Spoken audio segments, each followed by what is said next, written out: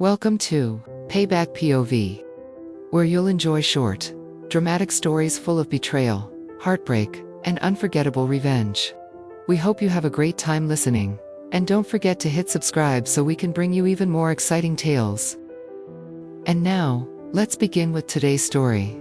My husband's mistress drank my precious wine. On our wedding bed, I was on an IV in a midtown when Fiona Tate, my husband's assistant, posted herself, cradling my father's memorial vintage, a 1961 Chateau Latour, then sprawled on my wedding bed.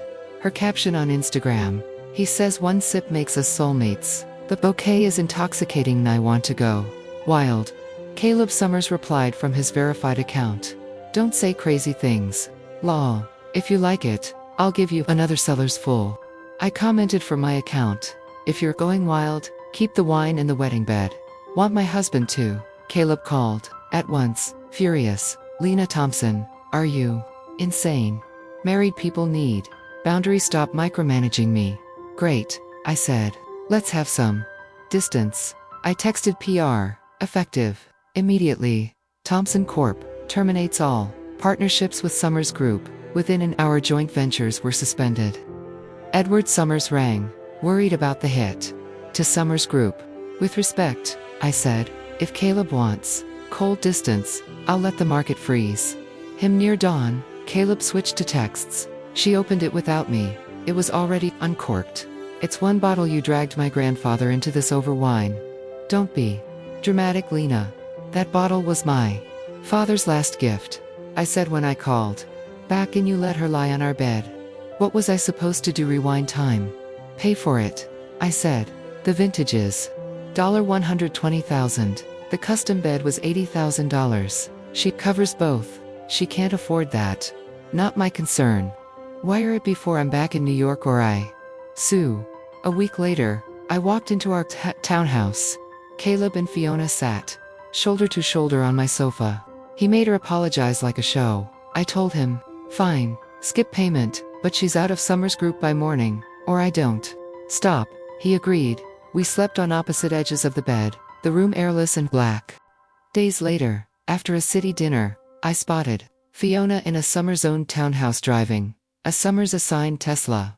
Fired, sure. Rehoused and re-equipped by Caleb. Also, sure, I had building security evict her for trespass. Caleb crashed my friend's card night with Fiona in tow, her eyes watery for an audience. I ended the hand, stood, and told him, "We can go too." "Fiona, I drank. You drive." "In the car," he snapped. "Don't you think you're overdoing it?" "Second time," I said. "Second time, what?" "Second time breaking your vows." That night I kissed him like a verdict. By morning, Fiona was shivering on our stoop, with a fever. He whisked her to a doctor, called me cold, and rehired her as his assistant against board advice. Grandpa Summers landed in the hospital over the fight. On social, gifts bloomed, diamonds, a Birkin dinners. I pretended not to see until she posted herself in my silk robe on my bed. A corner of Caleb's shirt lurked in frame. I went home, called security, and my friend. The Summers family arrived. Security peeled Fiona off my sheets, while she clawed and screamed. The jade bracelet I'd given Caleb shattered on the floor. He shielded her. She lied smoothly to the room. He threw up at an event I just tidied. Miss Thompson barged in and hit me. Then, "He loves you, but you're never here. Everyone says he's unloved in his own house." Caleb turned that look on me. "She's right. You went nuclear over a bottle. Where were you when people spit in my face?" "Take her," I said. "Take each other. Don't come back," he snarled. "Our 5-year anniversary is in a month. If you don't want a divorce, cut your trashy friends." In the SUV, I called my lawyer. "Draft the petition. Community property. Nothing under my name goes with him. And send notice to Summers Group. We're done." As social media exploded, #office affair, #Summers. Tips poured in. Fiona's college grifts, older benefactors, habit of milking pity for cash. Caleb pivoted to pencilling in the rain, bringing soup, replaying our origin story. At a gala, he tried to slip something into my drink. "We're still married," he said through a locked door. "Let's have a baby and fix this." I slid The signed divorce under the jam. Get out. My attorney burst in days later. The Summers brownstone is empty. They're dumping assets. I filed an emergency marital asset freeze, walked into their boardroom with 2 security guards, and dropped a stack of deeds, wires, hotel logs in Caleb's lap. Then the first. Posted a scheduled thread across X, Instagram, TikTok, undeniable footage of Caleb and Fiona stumbling into a hotel room. He fainted. Police came for tax evasion and fraudulent conveyance, tied to his uncle's schemes. Partners fled. Banks cut lines. Summers Group collapsed. Grandpa Summers didn't survive the month. When Thompson listed an overseas subsidiary on NASDAQ, a rumor swirled that Caleb was working as a janitor at the NU. If true, I kept walking. Backstage, Fiona lunged at him, raging that he'd told people she had AIDS poisoning her. Market a knife flashed. She slipped. The blade kissed his throat. We pulled her back. Blood spread like a map. Caleb looked at me, crying red. If there's a next life. The sentence never finished. Police led Fiona away. I signed the cremation consent. I had loved him once. I chose myself now. The city wanted spectacle. Fiona's lawyer sold a sob story. The DA called it what it was. Aggravated assault with a deadly weapon. Caught on to security cameras. Witnessed by industry pros. Subpoenas dragged months of DMS into daylight. Jokes about beggar. Prince Caleb. Screenshots of luxury halls. Captioned, "So grateful." A private telegram, where she and Caleb discussed moving funds before the divorce. On the stand, I kept it clinical. She trespassed. She drank a Memorial Vintage. She lay on my bed. She was rehired against board guidance. She was present around asset transfers. Defense tried me. You run the online narrative, don't you, Miss Thompson? I run my company, I said. Public safety runs the rest. Verdict, guilty on felony assault. Guilty on interference with marital assets, not guilty on premeditation. Restitution to Summers creditors, not to me. I didn't object. I wanted distance, not dollars. Bankruptcy. Court smelled like coffee and dust. I fought to carve severance for Summers. Rank hand file the people who carried water, while their bosses lit the house on fire. Reporters asked why. Because my dad kept a union card in his desk. I said, because I can. A sealed envelope surfaced. Caleb's last will, updated just before the collapse. No bequests to me hour. Prenup held but a note. I wanted to be the man you thought I was. I failed. I read it once, and handed it to his aunt. At night, I dreamed of rain on glass, and a bracelet cracking like ice. In the morning, I ran the West Side Highway at 5 a.m. and let the cold burn the ghosts out. On my father's anniversary, I drove upstate to a small winery that still bottles Latour by memory, if not by name. I bought nothing. I just stood among vines and said, I did. It did. I didn't break. Back in the city, we launched a fellowship for women in corporate security and compliance. The Jade Fund, named for the bracelet that shattered the night I chose myself. At a fundraiser, a journalist asked if I was open to love. I thought of vows as architecture weight-bearing. Beautiful, deadly when cheated. I'm open to honesty, I said. Everything else can wait. Thunder rolled over Manhattan. I slept with the window open. Trenton Summers slithered through the ruins, flipping shells, threatening suits, pitching a foreign fund to buy Summers assets Aziz, and repaper abroad. We sued for fraudulent conveyance and tortious interference, then cracked open doctored PPMs, burner phones, and obsolete equipment that was actually pallets of electronics fenced for cash. The judge froze his accounts and his advisory firms. The press called it a second collapse. I called it taking out the trash. I walked the high line under a steel sky and felt not forgiveness room. Instead of clapbacks, we launched the Jade Fund with 3 partners known for hard-nosed compliance. Eligibility favored women who blew whistles and paid for it. The narrative pivoted from scandal to systems. A late-night host joked, "You still believe in love?" "I believe in controls," I said. Laughter and second chances. Just not for the same mistake. A long-form profile, the woman who wouldn't break, focused on governance, not gossip. Trenton tried a podcast expose, didn't engage. The public was tired of smoke. Ratings slid. Quiet is a victory. 2. Probate brought a shoebox of keys and flash drives.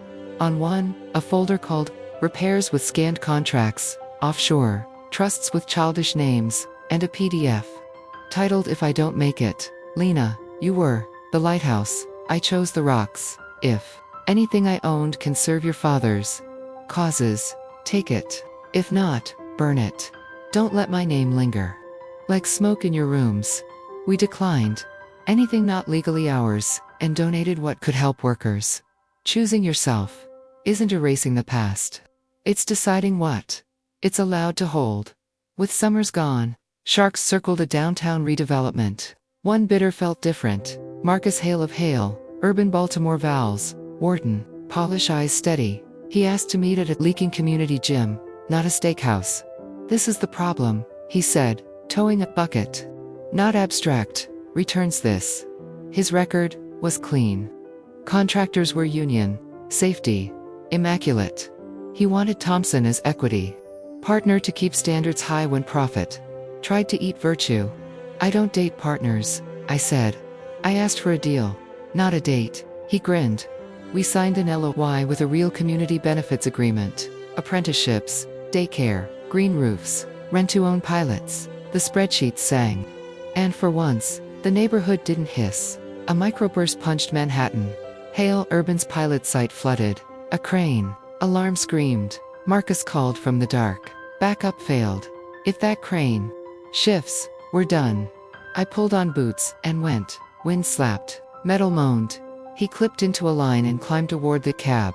I followed 2 flights behind, breathing rust. Minutes stretched, then the alarm dropped an octave and died. The crane stilled like a sedated beast. Back in the trailer, soaked and shaking, he'd said controls. I nodded.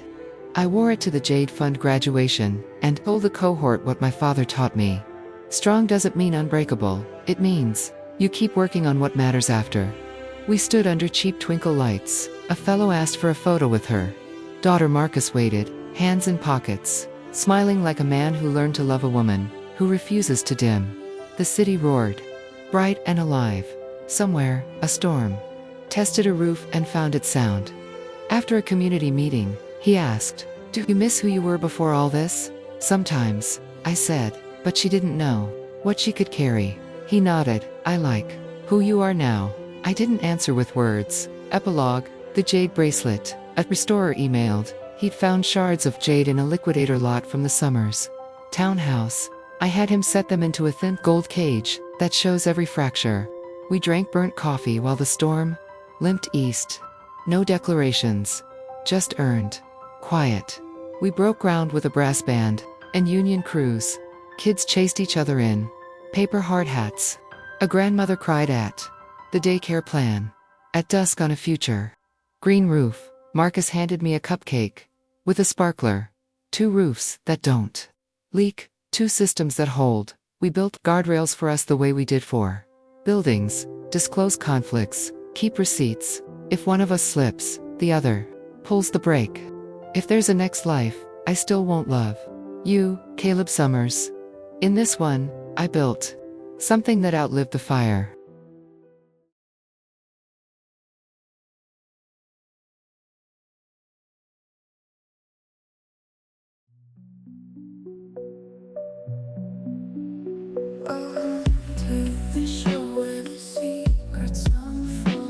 Stories of betrayal, whispered and bold, heartbreak and revenge, they collide in the night. Dramatic confessions in shadows and light. This is Payback POV, where the tales hit hard like destiny.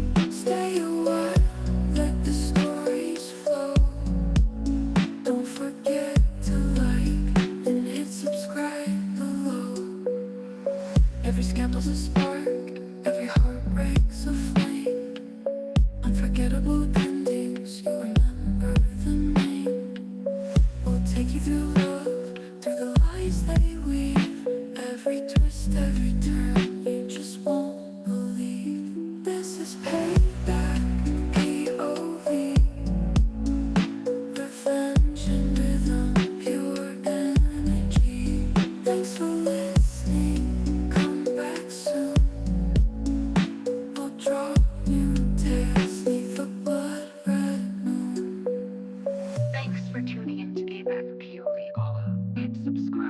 Join us for more unforgettable stories of betrayal, heartbreak, and sweet revenge.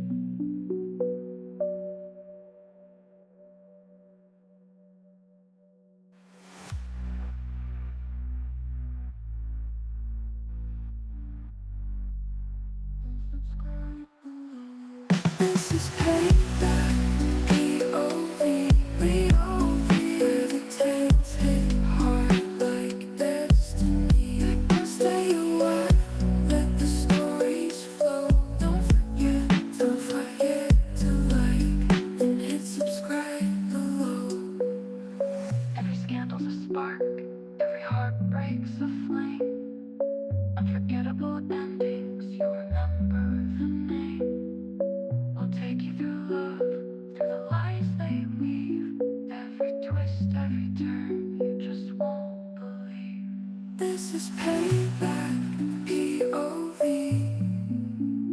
revenge and rhythm, pure energy. Thanks for listening, come back soon.